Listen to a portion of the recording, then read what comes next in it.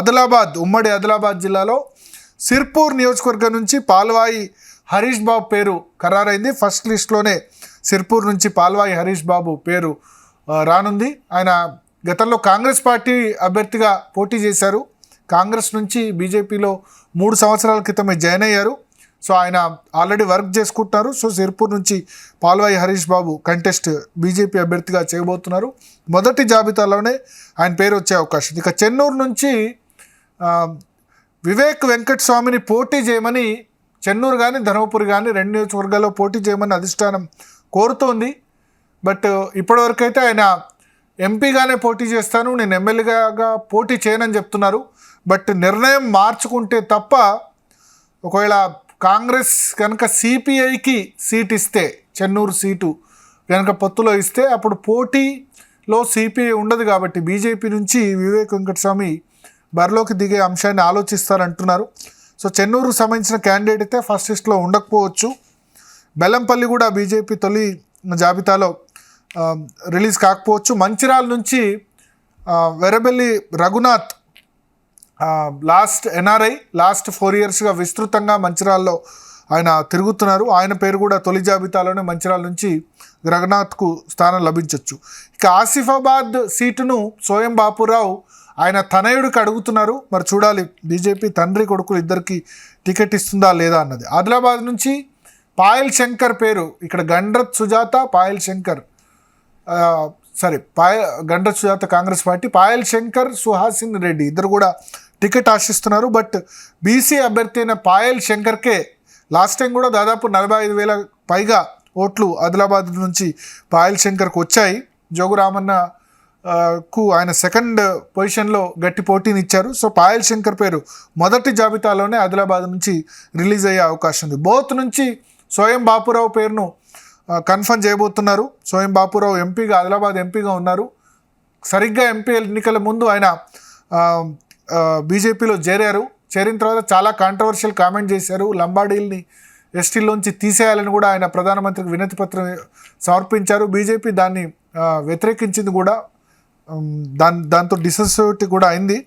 But అదే సమయంలో both నుంచి మాత్రం ఆయన కాంగ్రెస్ పార్టీలో కూడా చేరతారని వార్తలు వచ్చాయి సోయం బాపురావు.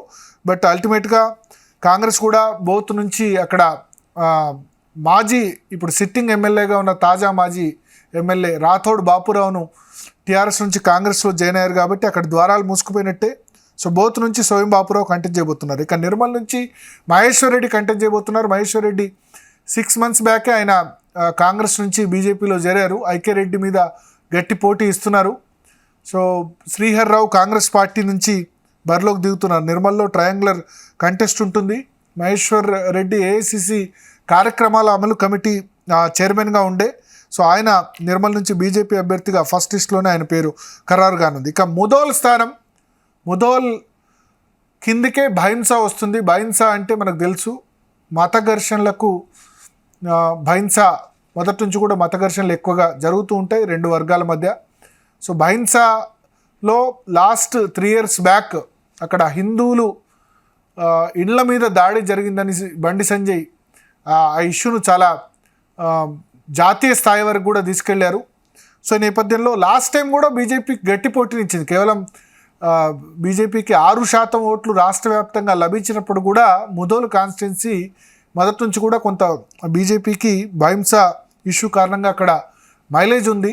లాస్ట్ టైం పడకంటి రమాదేవి దాదాపు 40 నుంచి 50,000 పైగా ఓట్లు సాధించారు. సెకండ్ పొజిషన్లో అక్కడ బీజేపీ ఉండే ముదోల్ కాన్స్టిట్యున్సీలో.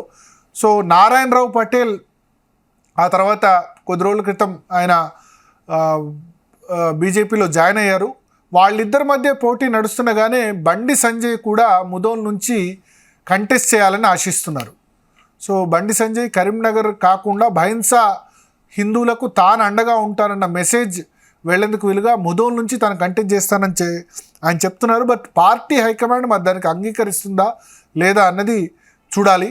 ఎందుకంటే బండి సంజయ్ అయితే కరీంనగర్ను కంటెస్ట్ చేయమని చెప్తున్నారు. సిరిసిల్లో కేటీఆర్ మీద కూడా కంటెస్ట్ చేసేందుకు బీజేపీ హైకమాండ్ గ్రీన్ సిగ్నల్ ఇచ్చినట్టుగా తెలుస్తుంది.